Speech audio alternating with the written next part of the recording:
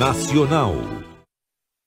Olá, boa noite. Boa noite. O Brasil tem a disputa presidencial mais acirrada desde a redemocratização. 48% dos votos para Luiz Inácio Lula da Silva do PT e 43% para Jair Bolsonaro do PL. Você vai ver a distribuição desses votos por região. 14 estados e o Distrito Federal fecham o resultado em primeiro turno. A Câmara passa a ter número recorde de deputados negros e mulheres. Com participação maior do PL do presidente Bolsonaro, seguido pelo PT de Lula. E o IBGE estende a coleta do Censo 2022.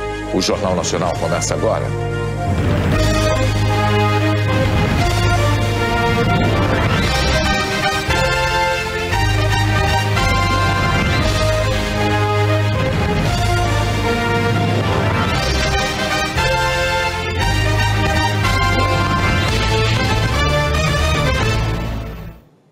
O Brasil começou hoje uma nova etapa da campanha presidencial. Luiz Inácio Lula da Silva, do PT, com 48% dos votos, e Jair Bolsonaro, do PL, com 43%, vão se enfrentar no segundo turno. Os resultados de ontem mostram a disputa mais acirrada desde a redemocratização do país. Uma diferença de 6.187.000 votos separa os dois candidatos à presidência da República que vão disputar o segundo turno. O ex-presidente Luiz Inácio Lula da Silva, do PT, teve a maior votação, 48,43% do total, contra 43,2% do presidente Jair Bolsonaro, do PL. No primeiro turno da eleição de 2018, o candidato do PT, Fernando Haddad, teve 29,28% dos votos e Bolsonaro 46,03%, 3 pontos percentuais a mais do que agora. A análise do resultado geral mostra que Lula venceu em 14 estados e Bolsonaro em 12, mais o Distrito Federal. Fica mais fácil a gente entender, visualizar o mapa da votação assim: em azul, os estados que deram a vitória ao candidato do PL. E em vermelho, os estados onde o candidato do PT venceu. Dos 7 estados da região norte, Bolsonaro venceu em 3. Não venceu em nenhum do Nordeste. Levou o Centro-Oeste. No Sudeste, Espírito Santo, Rio de Janeiro e São Paulo. Além de todo o sul do país. Na região norte, Lula venceu no Amazonas, Amapá, Pará e Tocantins. Levou todos os estados do Nordeste e no Sudeste venceu apenas em Minas Gerais. Vamos comparar os mapas da votação dos primeiros turnos de 2018 e de agora. 4 anos atrás, a vitória petista ficou restrita a um estado do Norte e ao Nordeste, exceto o Ceará. Agora, avançou em 3 estados do Norte que votaram com Bolsonaro em 2018, obteve maioria no Ceará e no Sudeste, em Minas. O cientista político da PUC-Rio, Ricardo Ismael, diz que a análise desses mapas é fundamental para o segundo turno das duas campanhas. Na região sudeste, até pela característica dela, pelo peso no eleitorado nacional, e porque também você vai ter ali, normalmente, em São Paulo, um embate que é mais ou menos a reprodução da polarização a nível nacional, onde você tem, normalmente, grandes colégios eleitorais, Rio de Janeiro e Minas Gerais. Provavelmente, como aconteceu na reta final do primeiro turno, é onde os candidatos vão concentrar suas campanhas. Porque se houver aí uma diferença maior para um lado ou para outro, isso pode ser determinante para o resultado final.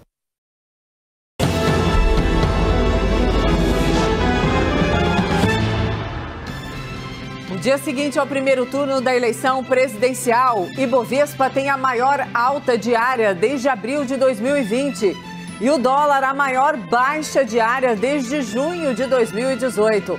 A reação do mercado na análise precisa do Fernando Nakagawa. Lula e Bolsonaro começam a traçar estratégias para o segundo turno. E partidos de Simone Tebet, de Ciro Gomes e de Soraya Tronic devem se reunir amanhã para definir a quem vão dar apoio. E o que aconteceu com as pesquisas? Resultados muito diferentes e imprecisos geram questionamentos sobre os institutos.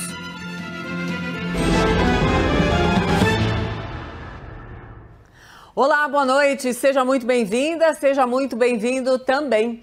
Gente, as campanhas de Lula e de Bolsonaro se reuniram hoje, para definir as estratégias para o segundo turno.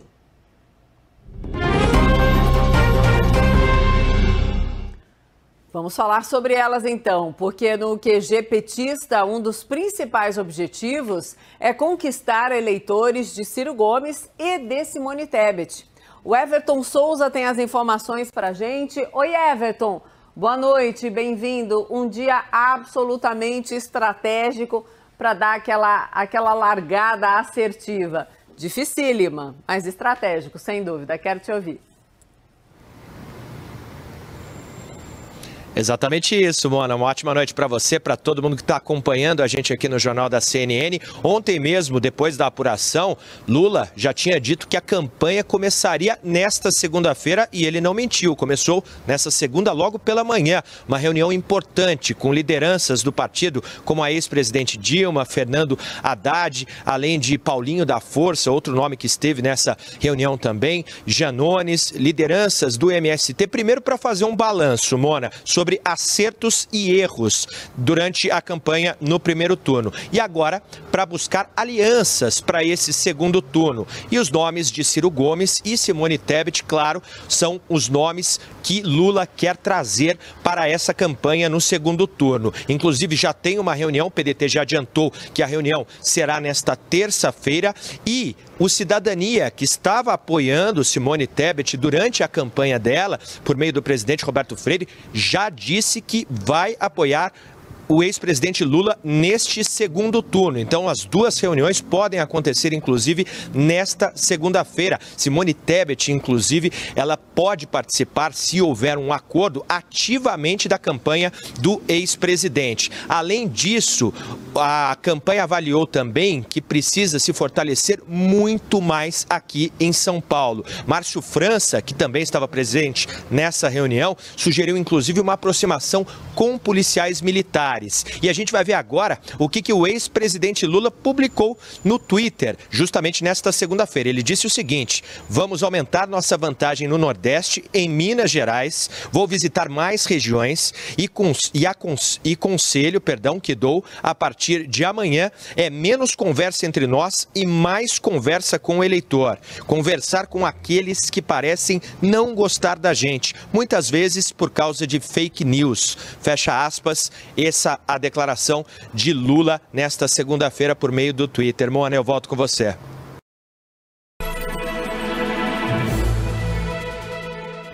Segunda-feira, 3 de outubro, o Jornal da Cultura começa agora com os seguintes destaques. Foi dada a largada na campanha do segundo turno. Presidente Jair Bolsonaro, que tenta a reeleição, antecipa pagamentos do Auxílio Brasil e do Vale Gás. E Lula busca apoio do PDT e do MDB, derrotados no primeiro turno. Congresso Nacional está ainda mais conservador do que em 2018, com o avanço do PL na Câmara, que conquistou quase 100 cadeiras, e com parlamentares mais ligados à direita no Senado Federal. Discrepância dos resultados deste domingo e das últimas pesquisas de intenção de voto torna os institutos os mais recentes alvos de críticas. Afinal, o que precisa ser aperfeiçoado? Mercado financeiro reage bem aos resultados do primeiro turno. Bolsa tem forte alta e dólar registra a maior queda diária em 4 anos. E a repercussão do pleito brasileiro pela mídia no mundo, além da percepção dos observadores internacionais que acompanharam de perto a votação pelo país. Olá, boa noite. Na bancada de hoje temos o professor de Filosofia Política da Unicamp, Marcos Nobre, presidente do Centro Brasileiro de Análise e Planejamento, o CEBRAP, e o cientista político Sérgio Fausto, diretor executivo da Fundação FHC. E você pode fazer comentários pelo Twitter na hashtag Jornal da Cultura. Boa noite, Marcos. Seja bem-vindo. Boa noite, Sérgio. Boa noite, Karen. Boa noite, Sérgio. O resultado da eleição deste domingo surpreendeu quem acompanha o noticiário político. A diferença entre os números finais das urnas e o que as pesquisas de opinião mostravam foi muito além da margem de erro. Agora, aliados do presidente Jair Bolsonaro preparam uma ação legislativa contra os institutos de pesquisa.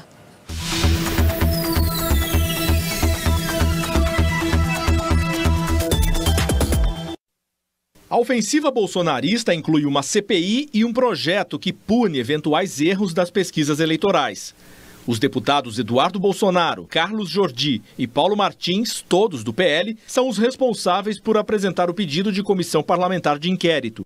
Eles prometeram iniciar esta semana a coleta das 171 assinaturas necessárias para instalar a CPI.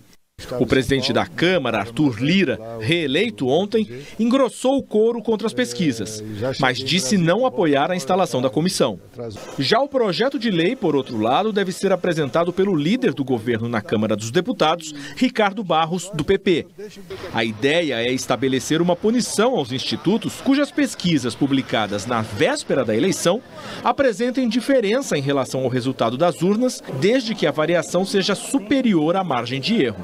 Os levantamentos divulgados no último sábado pelos principais institutos do país mostraram uma vantagem do ex-presidente Lula entre 11 e 14 pontos em relação ao presidente Jair Bolsonaro, um número bem acima da diferença de 5 pontos verificada no primeiro turno ontem.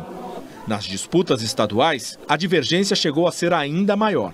O Datafolha informou que as pesquisas não podem ser entendidas como previsão dos resultados eleitorais, e sim como retrato das preferências de um determinado momento. O Instituto citou ainda que houve migração de votos de Simone Tebet e Ciro Gomes para Jair Bolsonaro entre a véspera e o dia da votação, e que esse movimento não pôde ser captado porque não houve pesquisa nesse período. Explicação similar à do IPEC, que inclui na conta os votos indecisos, e também do IPESP. Em um artigo publicado nesta segunda-feira, Antônio Lavareda, diretor do Instituto, afirma que os movimentos ocorrem depois dos últimos resultados de pesquisas e que o voto estratégico levou eleitores a utilizarem os dados dos últimos levantamentos para alterar o voto. Já o Poder Data, por outro lado, destaca que nunca identificou uma possível vitória de Lula no primeiro turno e reforça que as discrepâncias entre o que apuram as pesquisas e o resultado das eleições devem ser observadas à luz da distância entre a coleta dos dados e a votação em si. Não é dizer, olha, os institutos erraram. Não, eles não erraram. Eles mediram a declaração de intenção de voto. Foram lá perguntar, as pessoas responderam. A questão é que as pessoas não fizeram, na hora de votar, aquilo que declararam que queriam fazer. Minha opinião é que essa métrica, ela talvez já não dê conta de, particularmente no primeiro turno, ser preditiva do resultado.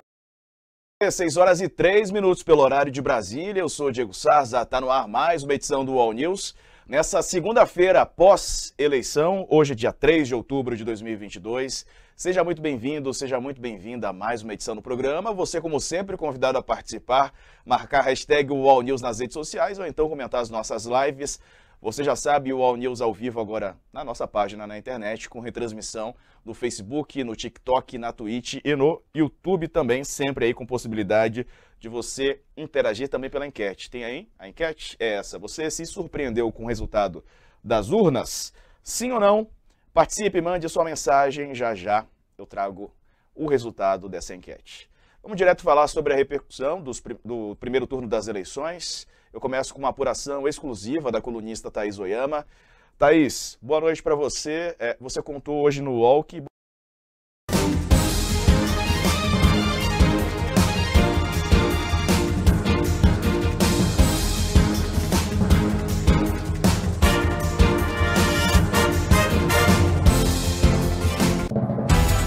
Presidente Jair Bolsonaro comemora resultado bem melhor do que apontavam as pesquisas e conta com a força da grande maioria eleita no Congresso e dos vencedores aliados em estados-chave para o segundo turno. Ex-presidente Lula mantém otimismo e começa a negociar apoio de Simone Tebet e Ciro Gomes. A vantagem dele no primeiro turno passou dos 6 milhões de votos. Pela primeira vez, dois candidatos chegam ao segundo turno com mais de 50 milhões de votos cada um. Em São Paulo e no Rio de Janeiro, resultado da eleição estadual também se opôs ao que apontavam as pesquisas. Minas Gerais é um dos 12 estados com governador reeleito em primeiro turno. Outros 3 já definiram eleição neste domingo. Em 12 estados, decisão fica para o segundo turno no próximo dia 30. Partido do presidente Jair Bolsonaro terá a maior bancada na Câmara, seguido da Federação de Partidos, encabeçada pelo PT. Para o Senado, dos 27 eleitos, 20 são apoiadores do presidente. Dólar cai 4% e Bolsa sobe 5% com resultados do primeiro turno. A despedida, uma lenda do boxe mundial, o brasileiro Éder Joffre, que morreu aos 86 anos. Descobertas sobre o DNA de ancestrais do homem dão um Nobel de Medicina para um biólogo sueco. Joia da arquitetura antiga, a maior cisterna de Istambul, é reaberta depois de 5 anos de reforma. O Jornal da Band está no ar.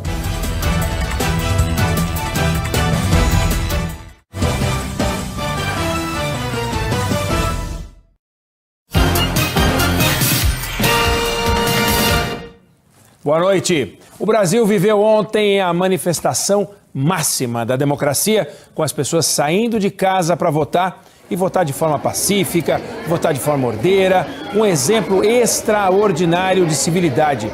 Do início da noite em diante, hora de acompanhar a apuração e conferir algumas surpresas que as pesquisas não apontavam. Que composição política saiu das urnas? Quem ganhou? Quem perdeu? Como fica o arranjo das forças políticas a partir de agora? O que esperar para o segundo turno? A cobertura completa da eleição você vai ver ao longo dessa edição. Mais de 123 milhões de pessoas foram às urnas nesse domingo. Lula teve 48,43% dos votos, com mais de 57 milhões de votos. Bolsonaro chegou a 43,20% com 51 milhões. No mapa você pode perceber que em vermelho estão os 14 estados que votaram mais em Lula, todos do Nordeste, Minas e metade do Norte. Em azul, os 13 estados onde Bolsonaro venceu. Levou toda a região Sul, Centro-Oeste, metade do Norte e no Sudeste, Rio, Espírito Santo e São Paulo. A polarização entre os dois primeiros colocados foi tão grande que gerou uma concentração de votos nunca vista no Brasil. 91% dos votos válidos em disputa foram para um deles, um recorde. A gente vai ver esse número agora aqui no telão. Pela primeira vez, não só um, como os dois primeiros candidatos passam dos 50 milhões de votos. Isso no primeiro turno da eleição. É realmente um resultado muito expressivo. Lembrando também que pela primeira vez nós temos um presidente concorrendo contra um ex-presidente da República. Veja hoje no SBT Brasil, começam as articulações de Lula e Bolsonaro por apoios para o segundo turno. A nova configuração do Congresso Nacional e a eleição nos estados. 12 ainda não definiram o governador. E mais, corpo do tricampeão mundial de boxe, Éder Joffre, é cremado no litoral de São Paulo. Tragédia em jogo de futebol na Indonésia. Mais de 30 crianças entre os mortos. E Nobel de Medicina vai para cientista sueco por pesquisa sobre evolução genética humana. É já. Olá, boa noite. Boa noite, seja bem-vindo ao Rede TV News. A gente começa falando das eleições. A Câmara dos Deputados teve a menor taxa de renovação da história e o Congresso terá maioria de partidos de direita nos próximos 4 anos. É com esse legislativo que o presidente Jair Bolsonaro ou Lula vai ter que negociar. Veja agora outros destaques dessa edição. Resultados no primeiro turno das eleições causam surpresa. Pesquisas eleitorais são questionadas. O presidente da Câmara dos Deputados defende um projeto para regulamentar as pesquisas. Abstenções têm o maior número em 24 anos. Mais de 30 milhões de eleitores não foram às urnas. O deputado federal mais votado do país é um jovem de 26 anos do PL. Nicolas Ferreira teve quase 1,5 milhão de votos. Você vai ver ainda como foi a votação pelo mundo. Os brasileiros que moram no exterior puderam escolher o candidato à presidência da República. A União Interamericana de Organismos Eleitorais divulgou um balanço parcial das eleições brasileiras. A entidade faz parte do grupo internacional que veio ao Brasil para observar o primeiro turno. Pois é, por isso a gente vai a Brasília falar com o repórter Igor Damasceno. Boa noite, Igor. Jovem Pan apresenta Os Pingos dos Is. Especial Eleições 2022. Muito boa noite para você, são 18h05 em São Paulo, seja muito bem-vindo, já estamos no ar. Começa aqui mais uma edição de Os Pingos nos Is, especial eleições. Hoje é segunda-feira, dia 3 de outubro de 2022. Estaremos juntos aqui até às 8 da noite com José Maria Trindade, Ana Paula Henkel, Diogo Schelp, Guilherme Fiuza e Augusto Nunes. Vamos aos destaques do programa de hoje. Bolsonaro e Lula farão segundo turno da eleição presidencial. Institutos de pesquisa erram feio e podem acabar em CPI. E os desafetos do presidente são derrotados nas urnas. Isso e muito mais agora para você, aqui em Os Pingos nos Is, especial eleições. Opinião. Hora de colocar os pingos nos is. Jair Bolsonaro e Lula vão disputar o segundo turno da eleição presidencial no dia 30 de outubro. O candidato petista teve vantagem numérica na votação desse domingo. O atual presidente, que disputa a reeleição, começou a apuração em vantagem, mas com cerca de 70% das urnas apuradas, houve virada por parte de Lula, que terminou o pleito com 48,2% dos votos contra 43,3% do chefe do executivo. Em números, foram 57.258.115 votos para Lula contra 51.071.277 votos para Bolsonaro. Simone Tebet foi a terceira candidata mais bem votada, com 4,1%, e Ciro Gomes terminou com 3%. A disputa também foi acirrada nos estados, nos quais Lula venceu em 14 e Bolsonaro em 12, mais o Distrito Federal. A vantagem do petista foi registrada em Alagoas, Amapá, Amazonas, Bahia, Ceará, Maranhão, Minas Gerais, Pará, Paraíba, Pernambuco, Piauí, Rio Grande do Norte, Sergipe e Tocantins. Já o presidente derrotou Lula no Acre, Distrito Federal, Espírito Santo, Goiás, Mato Grosso do Sul, Paraná, Rio de Janeiro, Rio Grande do Sul, Rondônia, Roraima, Santa Catarina e São Paulo. Após ser decretado o segundo turno, Lula se mostrou confiante da vitória e fez agradecimentos. Eu sempre achei que a gente ia ganhar essas eleições. E quero dizer para vocês que nós vamos ganhar essas eleições. É apenas uma...